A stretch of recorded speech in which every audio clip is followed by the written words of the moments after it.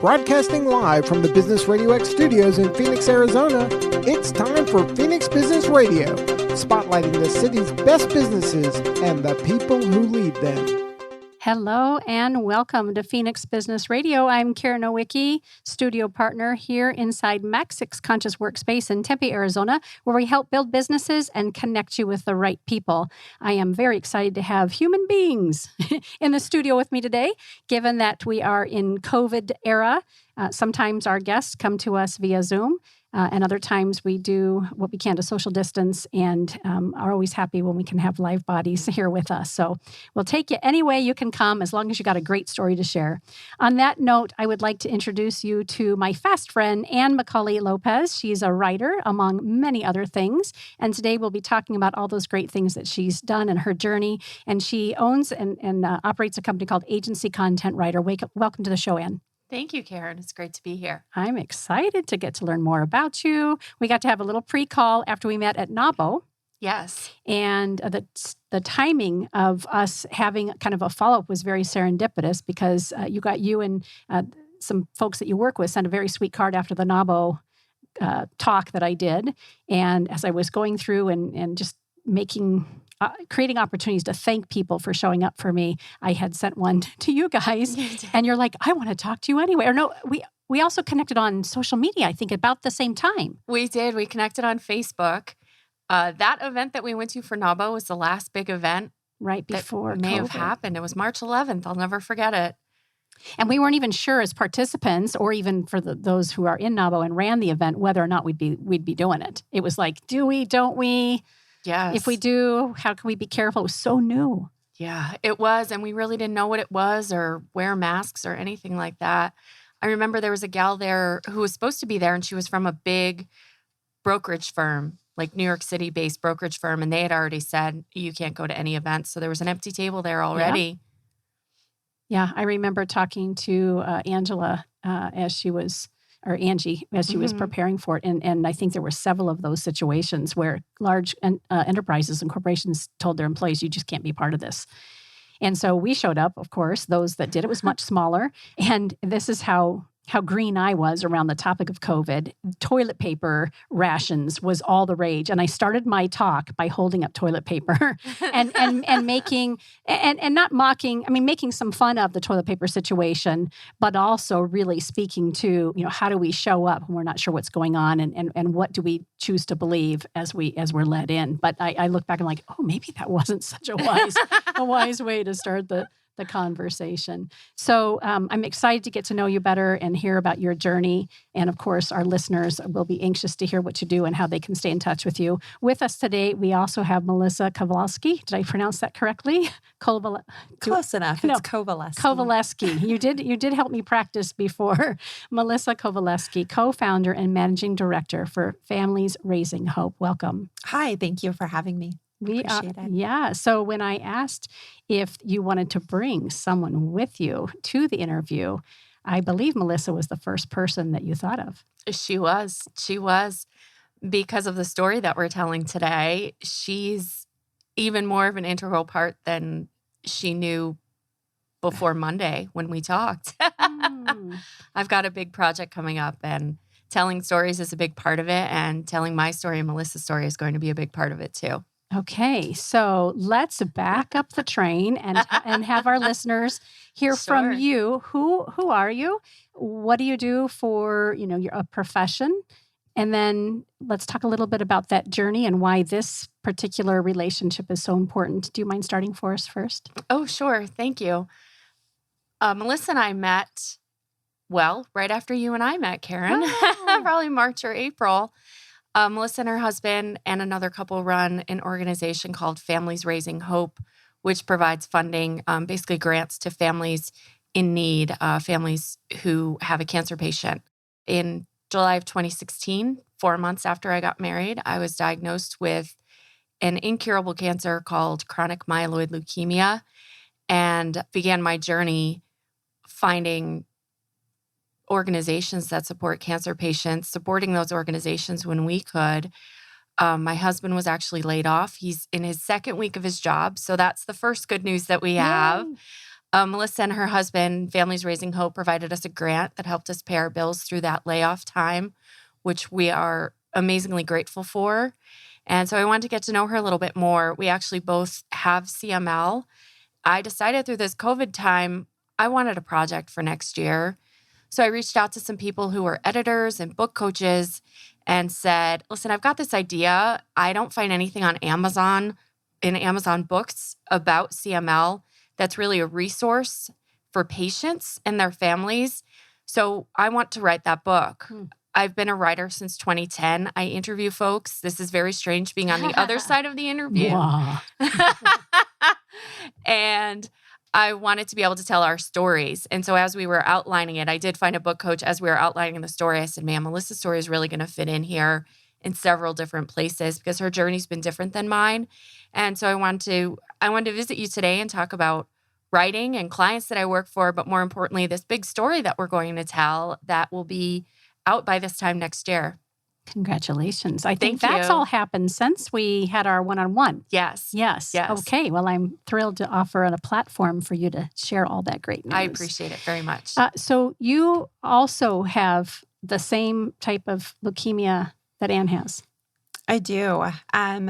So going back to 2013, just after I turned 30 years old, I was diagnosed with CML. And it was a complete whirlwind. You know, I thought I was in the best shape of my life. I had been running and hiking, and before any big milestone birthday, you think, this is it. I'm going to be in the best shape ever. And I truly thought that. I had gone to the gym to work out, and my arms swelled up like Popeye arms. And I thought, oh, that's strange. But all right. So a few days went by, and I went to my primary care physician who told me I had muscle spasms. I'm like, well, I'm not a doctor, but I don't agree. Could you maybe do a blood test and see, if something else is going on? Shortly after that, 3 days later, she called me back and said, go to the ER. Your white count is extremely high and your liver enzymes are dangerously high also. So I went. I was in the hospital for about 5 days and left with no answers. Basically, they told me I had a viral infection that had attacked my muscles, but that I needed to follow up with an oncologist. So I did, and that oncologist said, what are you doing here? You're so healthy. You're 30 years old. They've tested for everything under the sun already. There's one more test, though. I said, okay. So fast forward 5 days. He called me as I was on my way to the grocery store to tell me that I had chronic myeloid leukemia.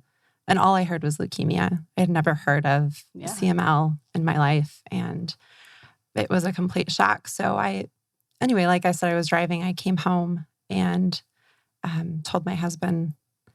And we didn't tell my kids then. They were 2 and 5. And so we didn't tell them. But I was instructed that day to go to my oncologist's office and start an oral chemo that I would take for 5 years, not 5 days. Yeah, big difference. 5 years. Twice a day for 5 years, I took an oral chemo. Oh my gosh. And in September of 2018,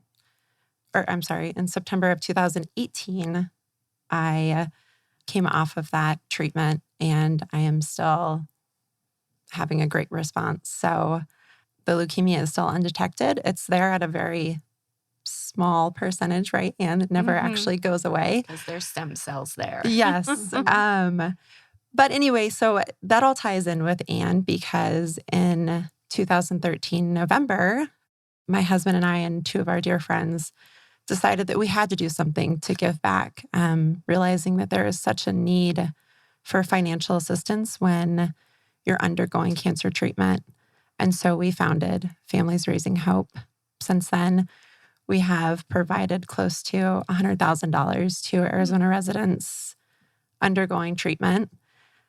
And it helps in a variety of ways with their mortgage or car payment, definitely medical bills. But yeah, that's kind of my story and how Anne and I know each other. She reached out in April, like you said, for assistance. So How fascinating, because we all know there are so many different types of cancer that you would both end up having this form of leukemia. How rare is it, or is it not? Because like you said, Melissa, I know the word leukemia. I have a childhood friend that had childhood leukemia and is thriving and doing great today. But how rare is it? There's only about 57,000 of us in the United States that have it. There's other areas where it's more prominent. They don't know exactly what causes it. They think it's high doses of radiation, but I didn't have that. I don't think you did either. I was just going to ask. Yeah. You know, a lot of times maybe it's a secondary cancer for folks, but for us, they really don't know why. It's a spontaneous genetic mutation, typically found when something odd happens, like your arms become like Popeye or your spleen is enlarged. Or really for most patients, it's when their white cells are out of control, just that basic blood work that you get. Our stories differ in that I'm still taking my chemo. I'm 4 years in, and that's the protocol we've chosen. There's a lot of different studies, and I just told Melissa before we came in here, I'm jealous that she doesn't have to take the chemo pill anymore. Yeah. And you're doing twice a day similarly. I'm actually on a different drug. I do mine once a day. Yeah. We have similar But still that side commitment, effects. or not commitment, well, Yes. I mean, it's a commitment for sure, but this long, you have to take it the same commitment time of every day day, and not forget. And when it's your birthday, you take it. And when you're out with your friends, you have to take it. And when Yes. you're not feeling good, you still have to take it, and it makes you feel worse. And yes, it's definitely a big commitment.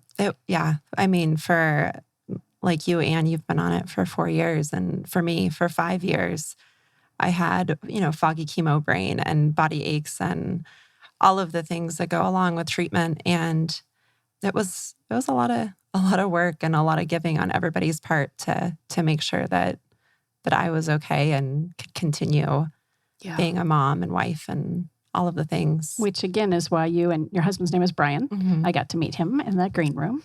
Why the two of you said, we've got to find a way to help other families, because you received, I'm hearing you say, so much help and support. Yes. Yeah. So I know Anne knows this. Just a year ago, October, my husband attempted suicide, and my life fell apart, much like it would in any traumatic or chaotic situation. And I too was so blessed with so many people rallying around us and helping us and support us. There's another organization, a nonprofit here in the Valley, who donated funds. They called me and said, "You've been nominated. How can we help you?" Wow. And it wasn't, cancer specific, right? But I said, I have 2 adult kids, and I know that for my son and I, who's 13, who's still home with me, we'll get the help we need emotionally, mentally, for our well-being. But my older 2 kiddos, they wouldn't spend the money or the time unless, we kind of encourage them. So that's how I chose to use those funds, so that my 2 kiddos could work through the impact that they've had. And I was so grateful for that, because they would have likely either not have been able to afford it or would have chosen not to. And I couldn't at the time help support them. But the outpouring of love and respect and compassion for our own journeys is amazing. When we're good people and we're givers, that really, I was blown away, as I'm sure both of you have been too, about how people rallied to support us in that time. Yes. And I really think, like, for my husband, Eddie, and I, we're all about paying it forward. So what we received is that amount is our first goal to fundraise for Families Raising Hope when the time is right. We've done fundraising before. For us, my husband had been laid off, so he's in his second week of work. Thank goodness. We're very blessed to have that. And so we're getting back on our feet, and we want to be able to pay that forward. We have a friend who has cancer, and we had meals brought to us. So we have sent meals over to them. It's really just about being good people. I think with everything going on in the world, there's a quote somewhere that talks about the small things that you can do can make a big change. If everybody does a little something, that really does make a big change. And so I'm just excited to be able to pay it forward and to have been a recipient as well. Melissa, tell us about the structure for Families Raising Hope. Is it a 501c3? It is. It is a Arizona 501c3. Mm-hmm. And where do your funds come from? How do people, take advantage of it? Tell us a little bit for our listeners who may know somebody who's struggling and would benefit from support. How does it all come together for them? Yeah. First, I would like to say that we are a small family-run organization. We're not a big charity. So the funds that we do receive from our generous sponsors and donors are given back as a dire need. So the process is really simple.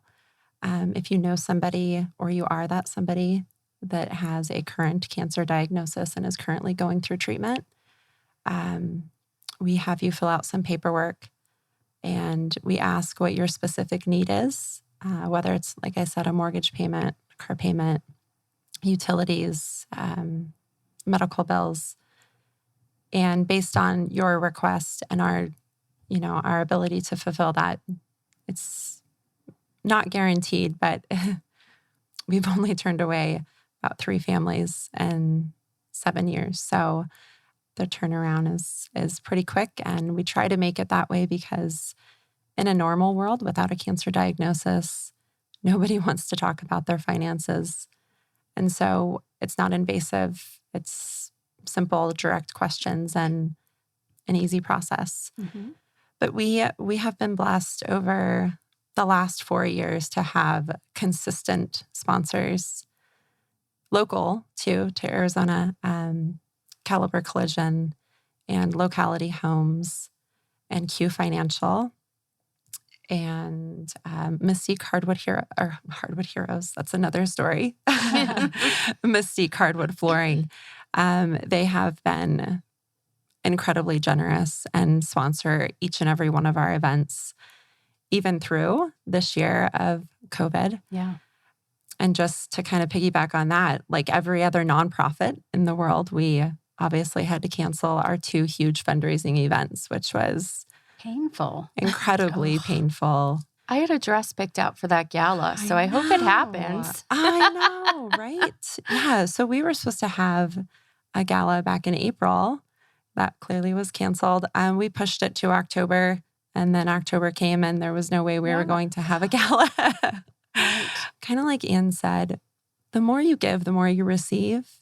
And so this year has been our biggest giving year ever. I mean, we've given $37,000 in financial assistance just to Arizona families.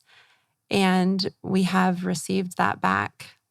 We have received that back. And more than $37,000 has come back to them. Yeah. Way more. Yeah. So that's pretty incredible.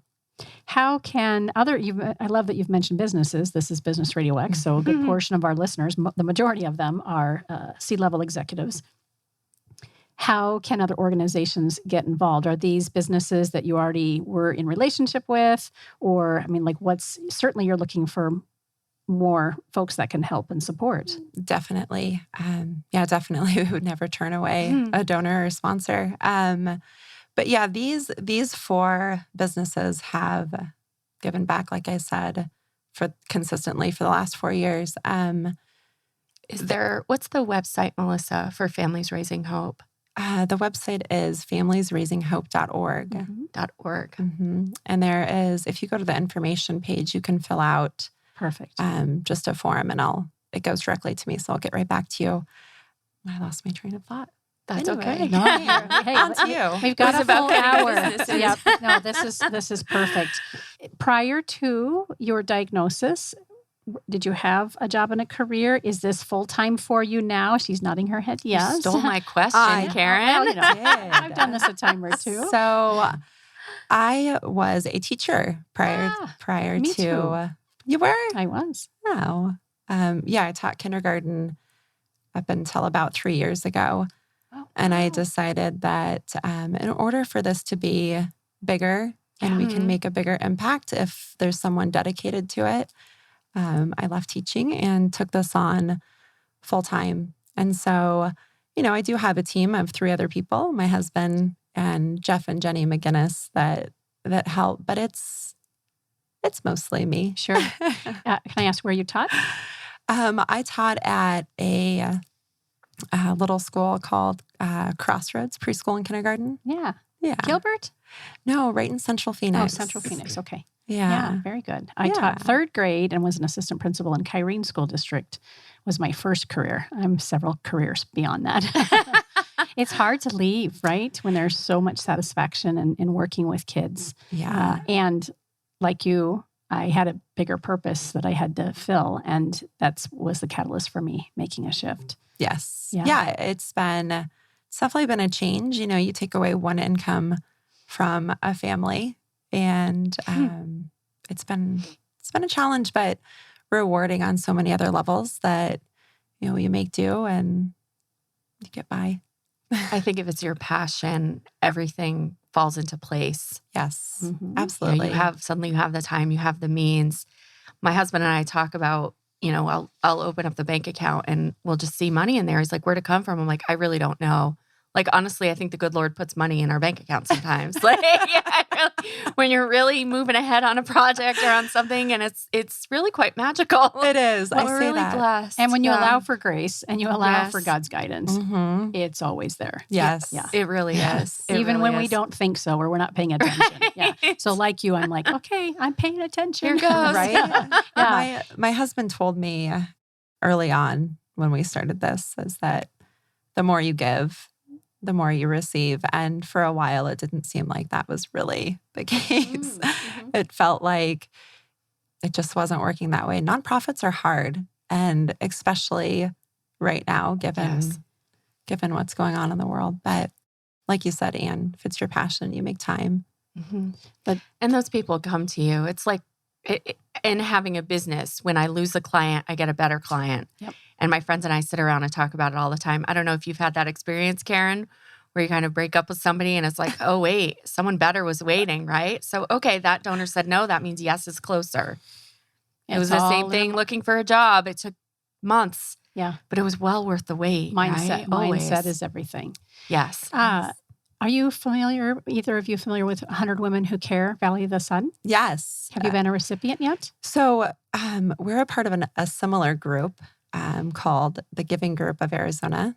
And they do something similar where they try to get 100 members to donate $100 quarterly. Yeah. And then they take that $10,000 and grant it to a nonprofit. And we actually were the recipients Oh, awesome. back in May of this year. So that was huge. Yeah. That was Wow. really huge. When you guys, Congratulations. yeah, that's big. And I mention it because when you guys arrived, I was on a conference call with Jacqueline Distrumps, who's one of the co-founders for 100 Women Who Care. I'm part of the Awatuki Giving Circle.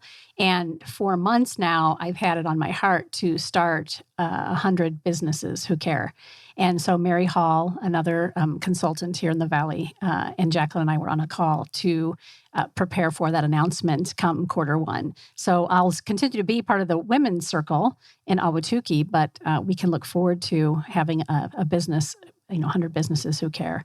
And it's exciting because, to your point, with the quarantine and just the way in which everything's kind of gone digital and everybody's really hunkering down, families and businesses, and not feeling perhaps that they have as much to give because of so many uncertainties, our charitable organizations are hurting. The galas have been canceled. The big silent auctions and the fundraisers, the golf tournaments, all those things have had to either stop for now or find a different way of doing it. Mm-hmm. And when you're a small organization like yours that really heavily relies on the generous donations of people, those little things matter. So we'll have to talk more about that and seeing how we can get you absolutely. guys to be part of that as a recipient, hopefully. And I would love to have you tell us a little bit about your other brand. Mhm. Well, I want to hear more about you as a writer as well. Sure. And I think Blogging Badass is a great segue. And I'm not just making up that term. That is the name of your brand, right? Yes. So talk about your experience as the Blogging Badass and how is it different than your work with agency content writer? Oh, well, Blogging Badass was the first brand I created after I got married. Originally, the company was McAuley Freelance Writing. And when you become McAuley Lopez, or just Lopez sometimes, it makes it hard. So I Why created... not call myself a badass? Right. Somebody said, they're like, you're a badass writer. I'm like, oh, okay. And I just kind of took it and ran with it. And I'm like, oh my gosh, you shouldn't name yourself. But I didn't. Someone named me. Especially the sweet one with the flowered dress and the beautiful pearls. I love it. Gosh. Oh, I can be sassy. Don't check my Twitter. I think that's why we get along so well. It is. It's absolutely why. It's absolutely why. Oh my goodness. So Blogging Badass was really and I still have that. That's the brand where I work directly with small businesses, small to medium-sized businesses. A lot of them are local or they're local to their area. I've worked with financial service companies, budgeting coaches, financial advisors. I write travel actually for a local placement agency here, which is fun. They say, we have jobs in Colorado. Can you write about that? I'm like, yes. And then whatever area I write about inevitably goes on the we should travel to this place list. So that's fun. I don't know if my husband thinks it's fun, but I like it. Real estate agents. Real estate is huge in this market, and there's a ton of neighborhoods and great community activities that are happening to write about. And so it's really a way to feed that piece of me that wants to help small businesses and smaller organizations grow. Are you always ghostwriting or do you have your name? I mean, how does that work for the clients in which that you're representing? Most of the time it's ghostwriting. I've got a couple clients who let me sneak in one on my byline. That's made it a little bit challenging. So my project this year was to launch Agency Content Writer. What was happening with Blogging Badass was I was talking to digital marketing agencies, so social media managers and website designers, graphic designers saying, hey, I'd love to work with you and your clients. And they'd go to the website and they'd say, we don't get it. Like, you work with small businesses. So I said, you know what, out of a need and to answer their questions, I created Agency Content Writer, which is the brand that directly works with those agencies, those digital marketers. From there, so I launched that and I called my PR gal, Suzanne Jameson, down in Tucson. And I said, Suzanne, I've got this crazy idea. It's 10 years as a writer in September. Can we do something? She's like, oh, an anniversary. I said, and I'm launching a brand. She said, oh, good, a new brand. And I said, I'm thinking about writing a book. She's like, let's do it all. Shout out to Suzanne. Shout out to Suzanne. That's how we also reconnected, right? I feel like. It was, yes. So Suzanne said, oh my gosh, I have a great gal for you to talk to, but I can't do it as your PR person. Call her or Directly. Email her. And I said, oh, what's her name? Give me her information. And she said, Karen Nowicki, Phoenix Business Radio. And I go, well, that's my newest friend on Facebook. So really what's come out of this too is Susanna said, who else do you know? Yep. And work those connections, because that's a big part of being in business or fundraising for your nonprofit. Everything. Yeah. Sure is. Yeah. And really now it's even more important because we're all online. We're having to do, we've done a few wine tasting events by Zoom. I've seen some people sharing that. So I'd like to join. yeah, You're in. right. Okay, so agency content writer. How long have you been under that kind of brand? Since the end of September. I launched it on the 10-year anniversary. Yeah. And I've been doing work with agencies for years, for Sure. the length of my business. But it was really to have a website and a brand just for them, where Makes we could sense. really focus on SEO and focus on catering to their needs. Mm-hmm. I feel like I've got a good process in place, whether it's an agency or whether it's Blogging Badass working directly with clients. Every single time it includes an interview, which is why it's strange to be on the other end of the questions today. I interview and I write, and that's what I do, and I love it. So I talk to them about their business and what they're doing, maybe who they're looking for, if they're launching a product or there's a question that their clients keep asking them. Let's get it answered. Let's write an article about it. I also tell folks, if you've got an opportunity to be on a radio show or be in a magazine and you don't know what to write or what to say, call me. Like, we can get some notes down for you. We can write that article on your behalf with your approval, and you always get to look at it before we hit publish. We always make changes to make it fit for you. So whichever side of the business it's on, that process works really well, and digital marketers love it because it's simple. Mm-hmm. Okay, here, call and talk to my client, or give me the questions you want me to ask them. Love it. Tell us through your journey as a business owner. How has it been? What's the biggest obstacle for you with your diagnosis? And then, of course, running and managing a business as a solopreneur for the most part. Yeah. Yeah, the biggest challenge was probably just having the energy. The brain fog that Melissa mentioned, the bone pain. We really had to manage through that. The first year was probably the most challenging. I think it was about 9 months of, oh my God, what is happening to my body? Really looking back, my body needed rest. We're resetting the immune system. We're resetting the body to do something different. I was healthy. I have 40-something years of literally perfect blood work. So this was shocking on a number of levels. I think what it's done is given me a new respect for people with chronic illnesses because I'm one of them now. Yep. And that was a big pivot just in my mind. I thought it was get used to the symptoms and then it just kind of goes away. And that's not what it is. Yesterday, so it's Wednesday. So Monday, I went crazy. I have a part-time job. I did that. I did some other things for our household. I think I made dinner, like all these things.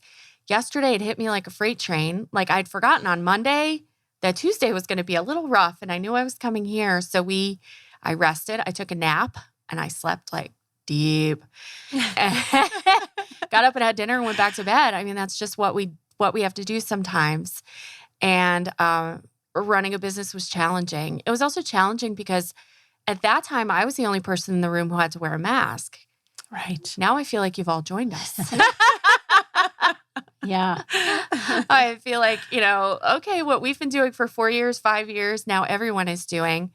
Through that time, I had clients who were and still do, who were very respectful of, listen, this might be a little late. I'm so sorry. I appreciate your patience. And that's really been a blessing in and of itself.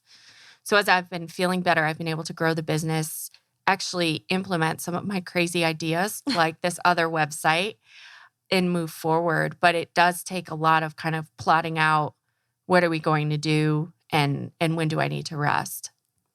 Rest is everything. It sure is. I remember when I was going through treatment that I decided I was going to keep busy. And that way it didn't really exist. I mean, it did, clearly. Yes. But I was trying to trick my mind that in some way, if I stayed busy, it wasn't there. And so I did, just like you did. Mm-hmm. I kept going, moving forward. And there were definitely days where it knocked me down. Having children at home and being curled up in a ball and having to explain to them, oh, mommy doesn't feel well today. I'll be better tomorrow. And then, the next day would come and I'm like, well, maybe not. But, just like you said, Anne, you just stay busy. And yeah. And I think there's something like mind over matter about that. And I think some days it really works. Oh, she has it right on her tattoo. Does it say mind over matter? It says something similar to mind over matter. So it says mind. And then there is the cancer drug that I took for 5 years. And so it's mind over matter. Yeah. I have my glasses on. Oh, wow. That's fantastic. But yeah, it's really so is. funny that you say that.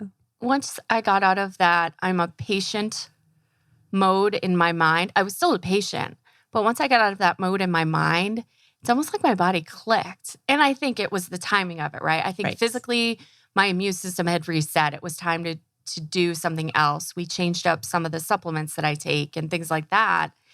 And that I've really learned to listen to my body. So when it's rest time, it's rest time. Like I can't do anymore. And we really ought to be, all of us need to hear that. Because our body gets reset, we're more creative, we can go longer, drive harder when we pull back and we do those mindful rests. And dis-ease, if we have dis-ease and mega amounts of stress, then dis-ease oftentimes becomes disease. Yes. And I've been very careful. I've always been, like you both have mentioned, healthy and doing, making a lot of wise choices. Not always, but most of the time. But when chaos hit our life, I knew that in order to be there for my 13-year-old and my 2 adult kids, I had to take incredible care of myself. Yes. And that came before everything else. It has to. It has to. When your body and mind are taxed like that, You have to. And I think as business owners, when you're running, look at how productive you are. I was an economics major, so I love efficiency. And when I couldn't be efficient, that was terribly annoying on a lot of levels. But I think overall, even as a healthy business owner, to take that time away from business, really look at how many networking groups are you going to, or Zooming on, or whatever the case is these days. How many meetings are you going to? Where's your business coming from? And what things can you do that are most productive? We can't do them all. If you're doing them all, you're not doing something else. Mm-hmm. So to take a step back, to take a weekend off, to take a day off and just go be somewhere else, be out in the woods, have coffee with a friend, come talk to Karen, I don't know, whatever. And the art of saying no, right? Yes. That's the other thing. I'm sure you guys have done the same. I've just been looking at like really what's important. I'll be 56 this month. And by the way, getting tattoos. I've been contemplating for a long time which tattoos I want. And I finally decided on the inside of my finger, my ring fingers, grit in small cursive writing and grace on the other one. It. Yeah. Prior to that decision, it was going to be a heartbeat with a kind of a decorative heart as well. Yes. But I sadly, my marriage has ended, and I didn't want to have. I want to have a reminder of who we were in union together, but I also just needed to say, like, who's Karen? You know, who am I going forward? So I love that you shared your tattoo, and in 2 weeks I'll be 9 days. I'll be having my first tattoo. I hope my dad's not listening. Oh my gosh! but he'll see it, right? It's not going to be a tramp stamp on my back. He wouldn't know about it. Oh no!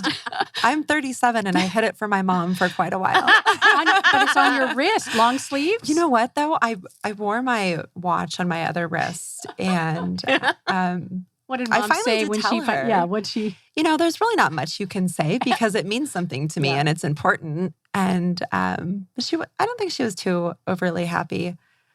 But you know, we just right. Yeah, so funny. I don't have a tattoo, but do you want a true confession from me? Of course. Yes. Sometimes I take my cancer pills with wine. Been there, done that. Absolutely not supposed to do. I give the number one sign to the universe when I do it. Oh, me too. Oh my gosh. Right? I'm not even kidding you. See? I have pictures of, yes. You need to add a glass of wine to that tattoo.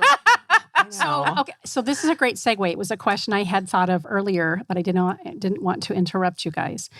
And you had mentioned something along the lines, and I apologize, I don't have the exact wording, but when I finally aligned my heart and my mind around being you and not just this victim to cancer and this patient, things clicked and shifted for you. Am I articulating that correctly? Yes, they did. And I really struck a chord for me because I have friends and business associates, and this is, you are allowed to get angry with me and call me naive because I have not had a cancer diagnosis. I thought I did at one point when I had a major hysterectomy and appendectomy in 12 days in the hospital. Oh my gosh. Fortunately, ended up being endometriosis. So I've had the scare, right, which a lot of us have had. Yes. I have some friends who, through their cancer journey, have shared on social media, much like I shared when I was going through my heartache. But there's different ways of sharing, and maybe this comes to storytelling. Sometimes I read or I see a video of a dear loved one who's going through cancer. And the way in which I hear them tell their story, I sense that they've wrapped themselves in victimhood to the point where it's not helping them heal. And then there's others who I love just as dearly. And I see that they've done what I think you've described, and they've had this moment of clarity that says, look, I've got cancer. This is something I'm dealing with. And yes, my goodness, it's part of me, but I'm not going to be defined by that. So is that a naive observation? Do you see that yourselves? And what's important about that distinction? I say I have cancer, but cancer doesn't have me because I continue with my medication, because we still have those stem cells, even if we're not taking the meds anymore. I call myself a cancer warrior. There's no t-shirt unless the t-shirt here. Oh. But there's not a t-shirt. When you go to an event, it always says survivor. And I say, I'm surviving. I'm a warrior. And warrior is a much more powerful word for me personally because of the kind of cancer that I have. So I kind of put up my muscle arm and I say, you know what? I've got this, but it doesn't have me. And that is infinitely different. Yes, when I'm feeling good, I'll take my pills with wine, sure. But there's bad days, but I don't put those out there. And I don't know why. I think it's just the culture of our family. We're not those people. And I don't even think I'm saying that don't share the dark days, right? Mhm. Because as a writer, I know you know. And Well, they're shared, but not, yeah. Right. Yeah, right. I'm just saying the energy in which and the relationship in which someone has with their situation, disease, my chaos, whatever it is. When you flip it, you become a warrior and a champion. Mhm. What are your thoughts, Melissa? I would have to say that it's completely about mindset. I remember the doctor calling me on the phone and telling me while I was in my car, which I just thought was incredibly rude on all levels. But I remember him telling me that this is a lifetime of treatment. You will take this for the rest of your life. And at first that really kind of struck a chord, as it would with anyone. But I believed that I could be that person that wasn't going to follow the same routine and the same treatment, and that I was going to be the one that came off of the medication. And from the very beginning, my husband was on the same page too. I think it just goes back to what you said, Anne. It's mind over matter, and it's all about perception and what you believe can be the outcome. Mm-hmm.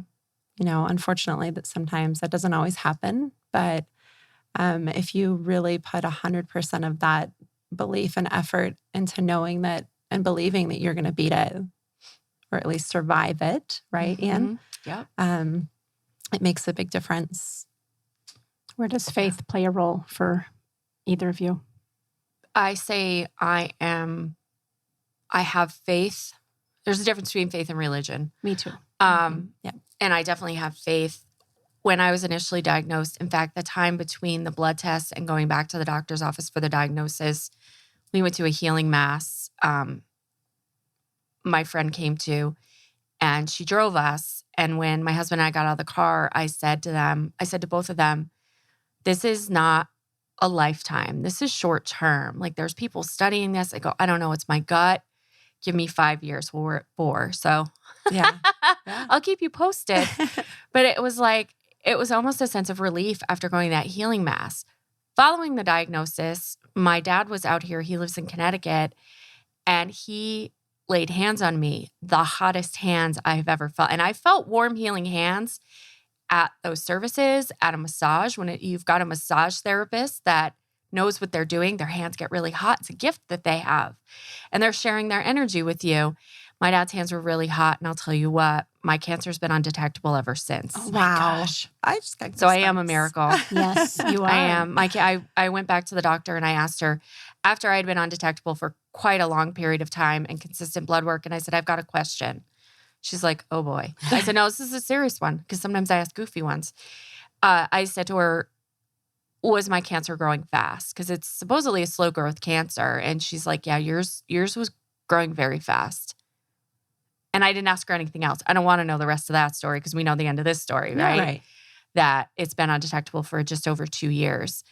So that was a little bit jarring, but it was like, yeah, that's not the story. We did what we needed to do. We put things in perspective and just, we focused on God a lot. We still do. I mean, we're super grateful. I think COVID time has given us time as a family. It's given us time to appreciate. It's given us time to walk during sunsets. I'm not really a sunrise walker, but a sunset walker, sure. And appreciate those things that, like, sunset's always been there. Arizona has beautiful sunsets. And the 22 years before that I've been here, I didn't pay as much attention as I do now. Yeah. And it's just beautiful to be able to do that and know where it comes from and what that is a gift too. So faith is huge. So I was raised Catholic. Me too. I went to a Catholic high school, and my husband and I were married in the Catholic Church. We had our son baptized in the Catholic Church. But honestly, after I was diagnosed, I kind of hit rock bottom there for a minute. And, despite everything that I was told that God only gives you what you can handle, I really didn't believe that for a while. Yeah, it was a lot. I was kind of mad at him about that. I was very mad. Mm-hmm. And so we kind of fell off the wagon for a little bit, so to speak. My husband has always been the one that has tried to pull me back. But I just haven't really found that connection again. I do have faith. I believe that there is a higher power and that I can rely and all of that. But for some reason, I just haven't found my way back. Yeah. So much going on in the world. And so it's just so ugly. And yeah, how does it just breaks my heart that, yeah. But I know for all of you listening that there are answers. Yeah. Well, it's obviously not a question that I had intended to ask. So I appreciate both of you being so candid and open. Similar upbringings, right? Mm-hmm. Similar story to you. I was married in the Catholic Church. 2 of my 3 kids were baptized.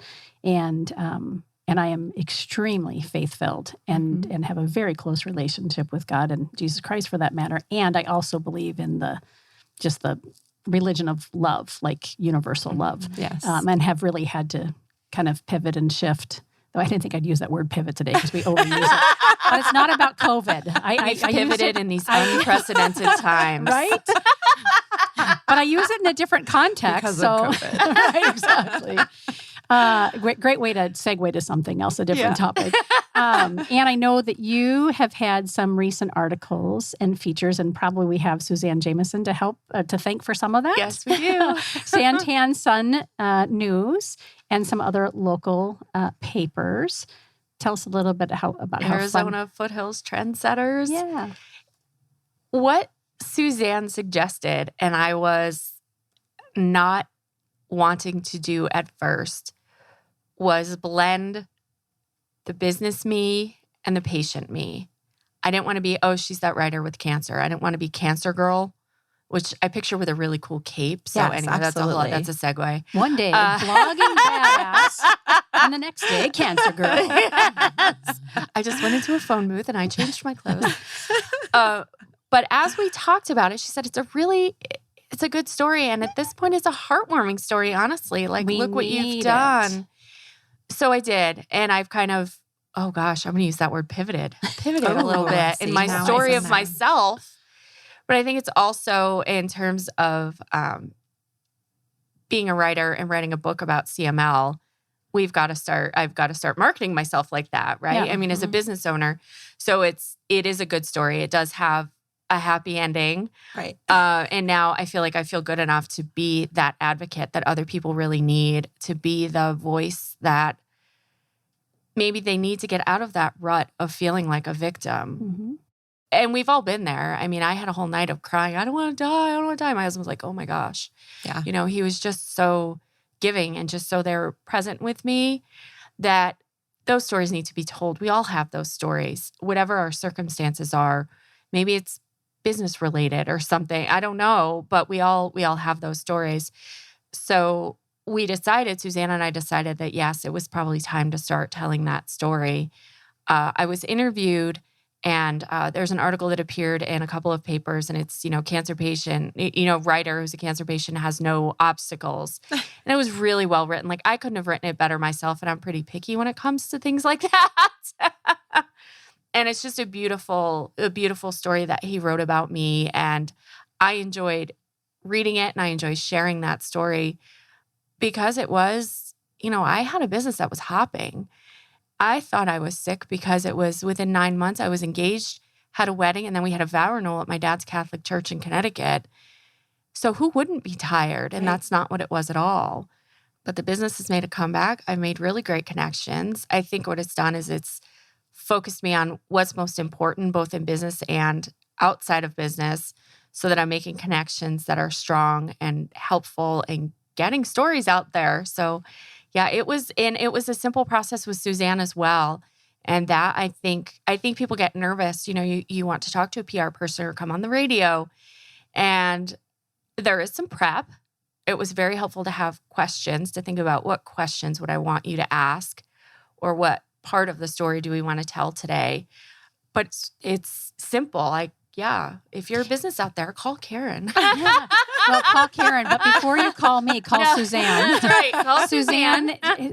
So we've calling both of you. Yeah, right. We've never met in person, and I can't remember how we were first connected. Maybe it's just through Business RadioX and showing up in that arena.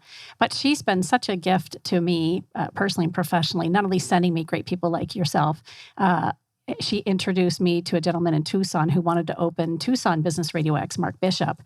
And we have our separate businesses. We are licensed partners. But how great that she saw enough about what was happening in the Metro Phoenix area that she said, Mark, you really ought to connect with this gal and find out what she's doing. And it's been just fabulous.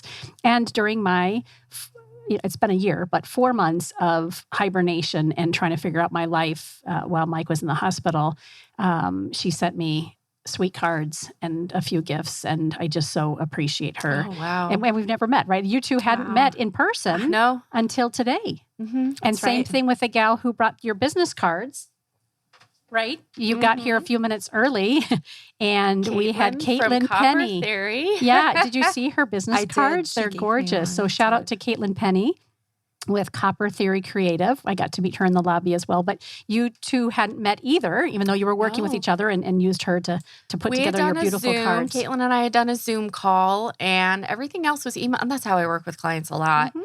It's been fun to do Zoom calls. Some people are Zoomed out. I'm not. I like seeing faces. I'm an introvert, and I still like to have conversations. So that was fun. Yeah, no, a lot of folks I haven't met in real life. I think I met Suzanne years ago, probably 10 years ago in real life. And that was it. And I just keep calling her. Someone says, do you know a PR person? I just send them to her.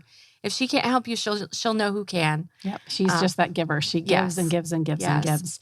We are just about at the top of the hour. I want to make sure that you both have an opportunity to tell our listeners how they can find you, both a website as well as any social media, or your blog. Why don't you start for us, Anne? Oh, thank you. I can be found at bloggingbadass.com or agencycontentwriter.com. And at Blogging Badass, that works. That's where you can find me. Yeah, take a look and let me know. Let's tell your story. I like to say every business has a story. Yours just needs to be told. And I think every person has a story. So yes, I would love to tell yours. Do you see my window? Your story matters. Share it here. Oh my gosh. That's what we're about. I mean, that's all, these kinds of conversations is what we do. Yes. Yeah, for sure. And how about you, Melissa? Share with us as well. And I think you just like to say badass. I do. I'm going to get a K for the B on it. I like that one better than Cancer Girl. I do like that one better too. You can find Families Raising Hope online at familiesraisinghope.org. All the handles on social media are Families Raising Hope.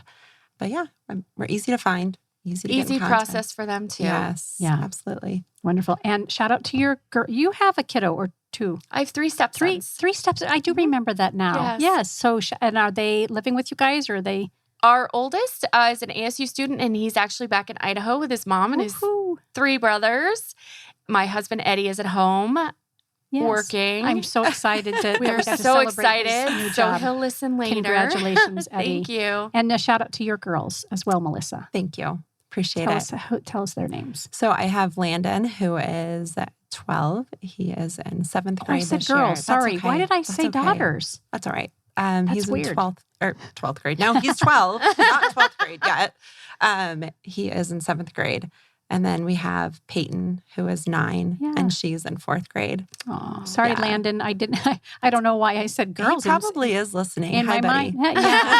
I have a 13-year-old son as well. And I mentioned that a couple times. And boy, this whole COVID thing for our kids is, they're resilient, and they don't know any different, but they're feeling it, right? They're feeling the changes and the adjustments. And to all of our points, when we go through crisis and tragedy, and we have kids especially as nurturing moms and go-getters, it's really hard, as you pointed out, Melissa, to say, hey, moms, I got to rest today. And especially when they're young, tugging at us. And so we shout out to our kids who have been so patient and so gracious with us, as well as our families and our friends who have supported us. And thank you so much for the work that both of you are doing. Stories do need to be told. Mm-hmm. And thank you for leading with your story and not keeping that from who you are professionally, because it's so critical to have other people be inspired and be lifted up by your support. Yeah. I really appreciate your time, Karen. Thanks for having us today. Oh, gosh, my pleasure. And Melissa, Absolutely. so great to meet you. Thank you. And thank you again for doing all the work that you're doing. I look forward to staying connected Yes. and seeing how more businesses and some of my connections can support the great work you guys are doing on behalf of Absolutely. families with cancer. So thank you so much to both of you. Thank you, Karen, and thank you, Anne, for inviting me to You're be here. welcome. Very What much a yummy appreciate love it. fest. We got I wish I could hug you though. It's Right. so We'll do unfair. elbow bumps with our masks on once we do pictures. Listen, you've been listening and tuning in to Business RadioX right here at Max 6 Conscious Workspace in Tempe, Arizona. Some media leans left, some lean right, and we lean business. Until next time, I'm Karen Nowicki. Thanks for listening.